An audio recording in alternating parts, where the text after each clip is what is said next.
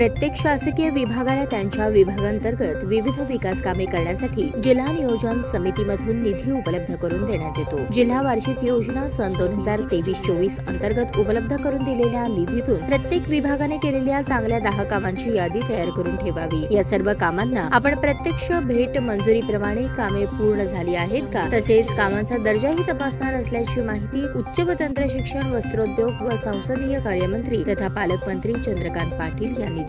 नियोजन समितीच्या सभागृहात आयोजित सर्व विभाग प्रमुख, पाणी टंचाई व अन्य विभागांच्या आढावा बैठकीत पालकमंत्री चंद्रकांत पाटील मार्गदर्शन करत होते। यावेळी जिल्हाधिकारी कुमार आशीर्वाद, खासदार प्रणिती शिंदे, खासदार धैर्यशील मोहिते पाटील, आमदार सुभाष देशमुख, आमदार समाधान अवताडे, पोलीस आयुक्त हेमराज कुमार, पोलीस अधीक्षक शिरीष सरदेशपांडे, अप्पर जिल्हाधिकारी मोनिका सिंग ठाकूर, निवासी उपजिल्हाधिकारी मनीषा कुंभार, उपजिल्हाधिकारी महसूल अमृत नाटेकर, जिल्हा नियोजन अधिकारी दिलीप पवार, अतिरिक्त मुख्य कार्यकारी अधिकारी संदीप कोहिनकर, सार्वजनिक बांधकाम विभागाचे अधीक्षक अभियंता संजय माळी यांच्यासह सर्व संबंधित विभाग प्रमुख उपस्थित होते। पालकमंत्री पाटील पुढे म्हणाले की जिल्हा वार्षिक योजना सन 2023-24 अंतर्गत मार्च 2024 अखेरपर्यंत सर्व संबंधित शासकीय विभागाने त्यांच्याकडील मंजूर निधी जवळपास 100% खर्च केलेला दिसून येत आहे। तर 2024-25च्या जिल्हा वार्षिक योजनेअंतर्गत 702 कोटींचा आराखडा मंजूर असून त्यातील 233 कोटी 81 लाख प्राप्त झाले आहेत। तरी सर्व संबंधित विभाग प्रमुखांनी विधानसभा आचारसंहिता लागण्याची शक्यता गृहीत धरून ऑगस्ट 2024 पर्यंत जास्तीत जास्त कामे निविदा प्रक्रिया पूर्ण करून कार्यारंभ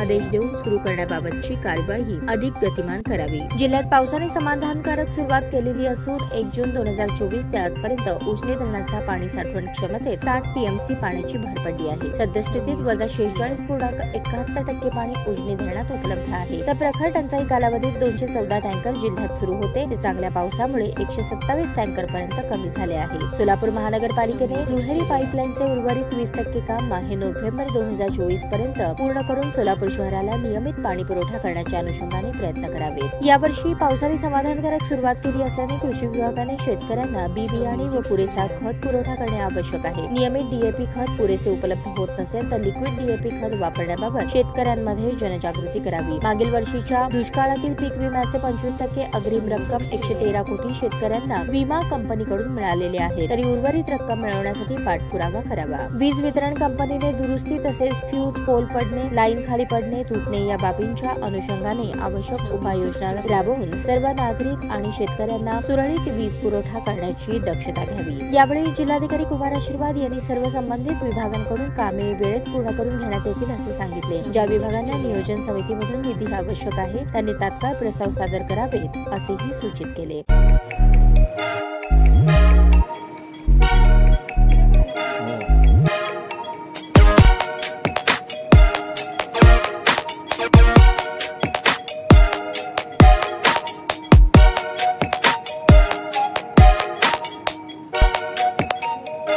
सोलापूर शहरातील सुप्रसिद्ध हॉस्पिटल म्हणजे सेंट्रल मल्टी स्पेशालिटी हॉस्पिटल मागील अनेक वर्षापासून सेवा बजावत आहे। 24 तास इमर्जन्सी सर्व्हिस, मॉडर्न टेक्नॉलॉजी, अनुभवी डॉक्टर्स तसेच अत्याधुनिक तंत्रज्ञान सुविधांनी सुसज्ज स्त्रीरोग, प्रसूती विभाग, ऑर्थोपेडिक विभाग, मेडिकल विभाग आणि इतर एकमेव नाव म्हणजे सेंट्रल मल्टी स्पेशालिटी हॉस्पिटल।